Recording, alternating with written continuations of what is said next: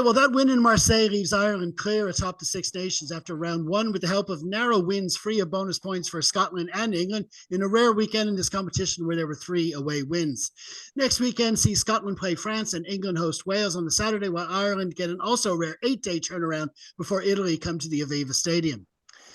Meanwhile, in the under-20s, Ireland were not to be outdone by their senior compatriots as Richie Murphy's side scored a thoroughly deserved 37-31 bonus point win in Provence. Although the other winners from the weekend, England and Wales, also got 5 match points to produce the 3-way tie at the top. All of which bring us to our final thoughts from the weekend, starting with Conor.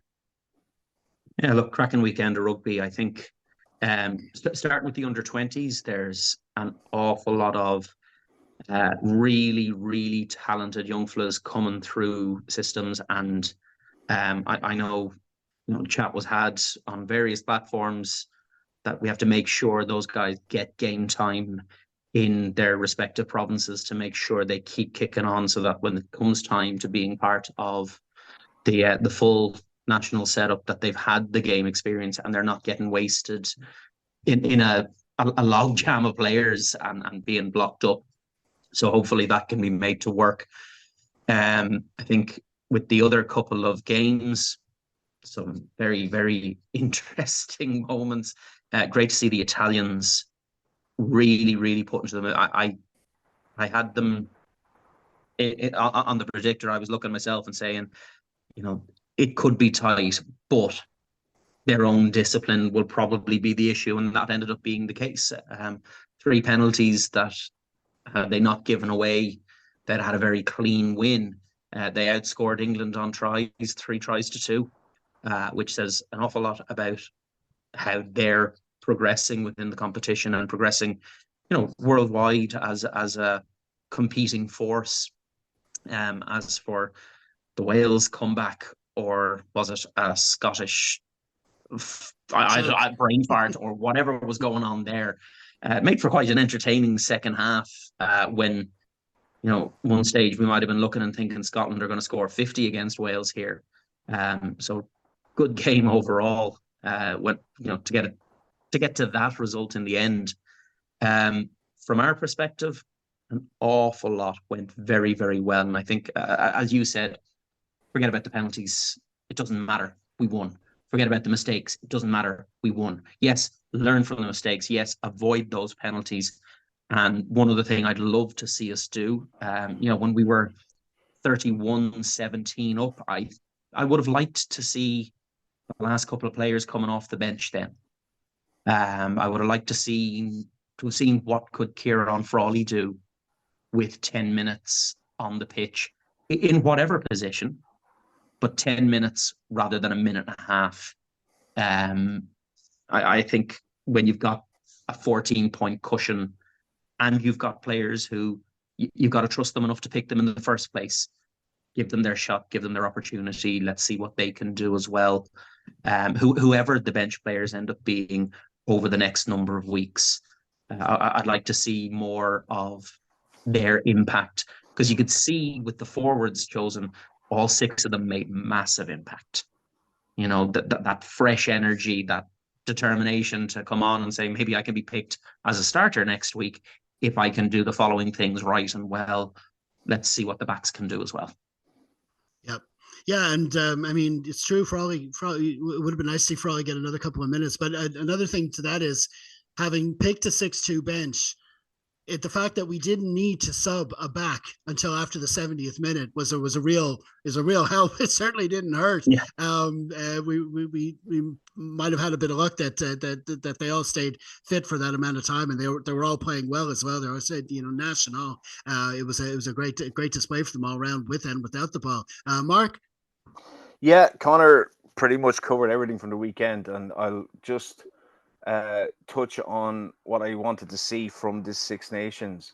One I'll talk about in depth in a minute in the line-out, but I thoroughly agree with Conor.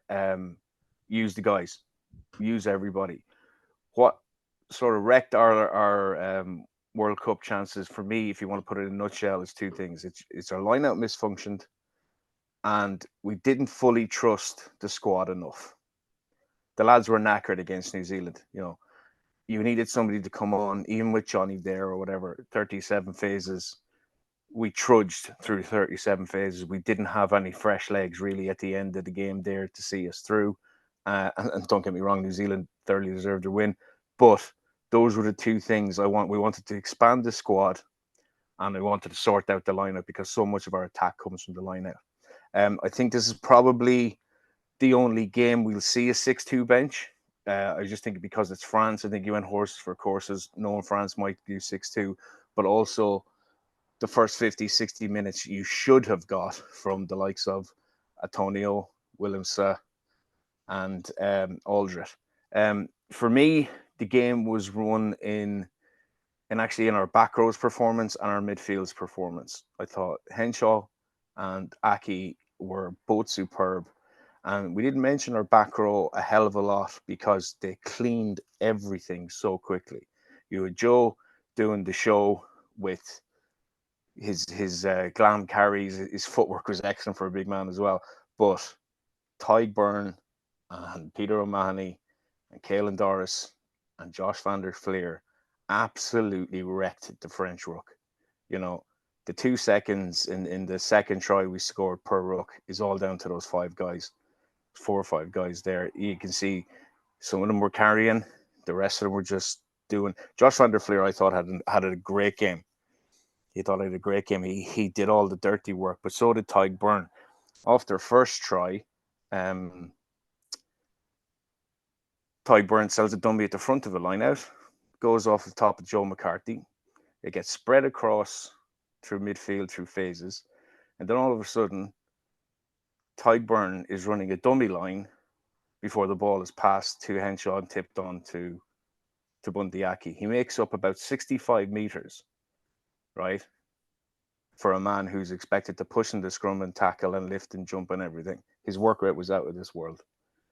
I know our Munster fans will like that, but he's our most valuable player at the moment, I think, along with Doris. I think the balance he has with John McCarthy will be there for a while, and it's going to take something special from Hendo or James Ryan to get back into that starting lineup. The other games were decided by discipline. Italy just don't have it. They have some lovely attack, but as soon as they come under pressure, they concede some silly penalties, and that's what allowed England. All of a sudden, you see Italy scoring 2 great tries at the start, and then you realise with 20 minutes left, England are actually winning this by 10. And you go, how did that happen? It's nothing like England are bringing on a couple of young lads that I am quietly impressed with. Tommy Freeman being the best of a lot of them. And I love the English fans taking the piss out of us for bringing in Kiwis when they got another one at 6. Obviously can't produce them except Courtney Laws, but England dug it out. And Wales, Scotland, I simply don't know what to make of it. I have a feeling that it's just 2 average sides going at it, producing a good game, an exciting game. But I think Wales' second half performance may have saved Mr. Gatland something really embarrassing. That's brilliant, lads. We're going to leave it there. Many thanks again to Conor and Mark for joining me, and I hope we'll have you both on the pod soon. Thanks, lads. Thanks a million. Cheers, Jeff. Cheers, Conor.